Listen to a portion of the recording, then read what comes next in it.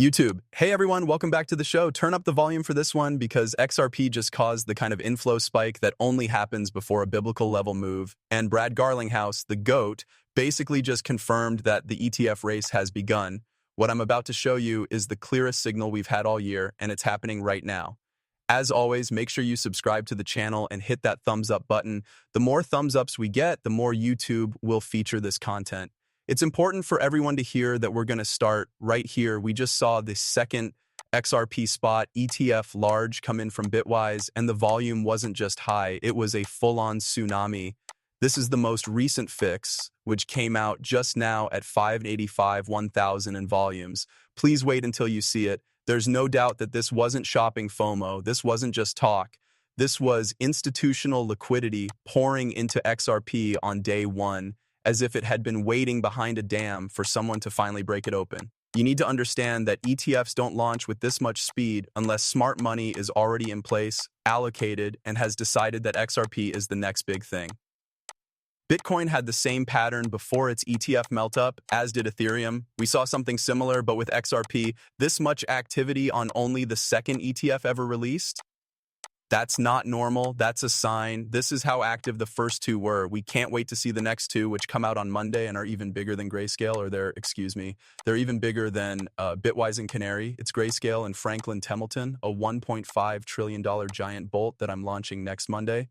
But first, if you haven't already, go sign up for the email. The link is below.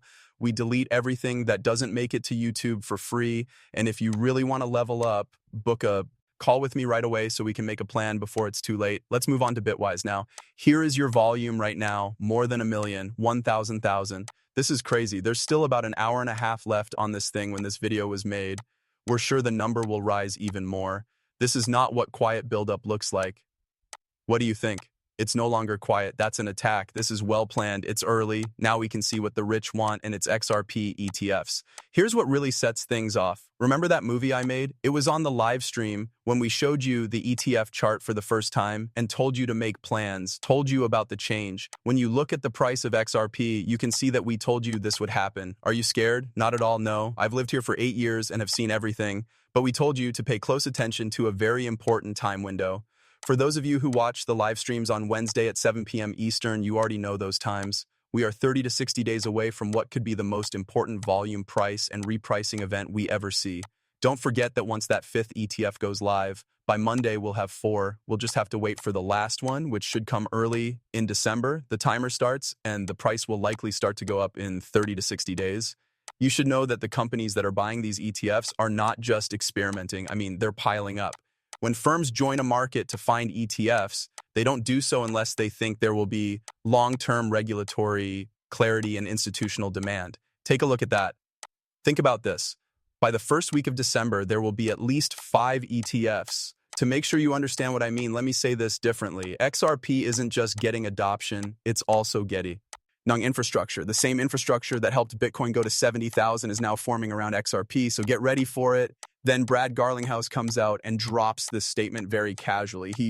Now look, Brad doesn't tweet like this unless something is going on behind the scenes. He didn't say this is great. That wasn't another win for XRP. Instead, he said that the rush has begun.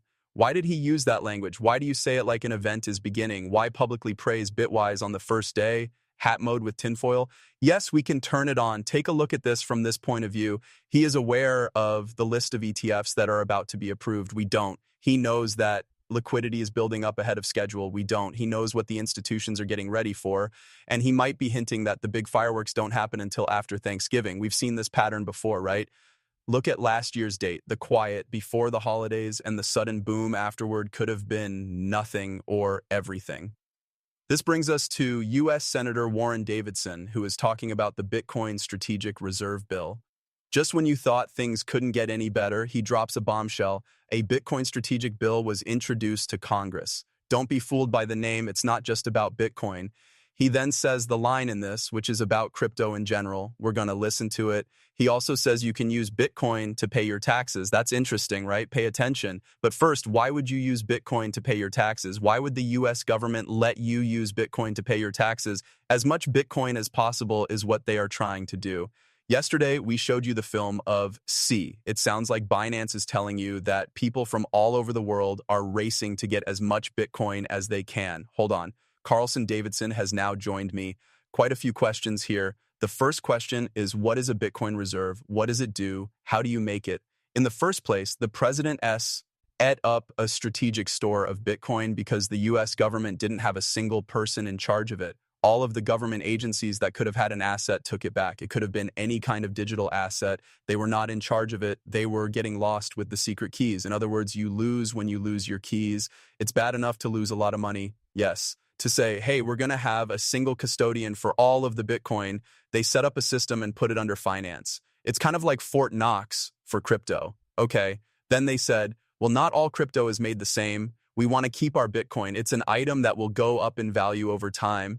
We should sell some of these other things and get more Bitcoin, but they wanted to do it in a way that wouldn't add to the debt. A lot of people might be wondering how else you could put money in there. So we're proposing laws that not only make that executive order official, but also make it possible for you to keep Bitcoin and other digital assets safe. Contribute you so that you can pay your taxes in Bitcoin. In that sense, Bitcoin is currency and there are no capital gains. In that sense, Bitcoin is curse. And what does that do? That lets the US government stack and accumulate.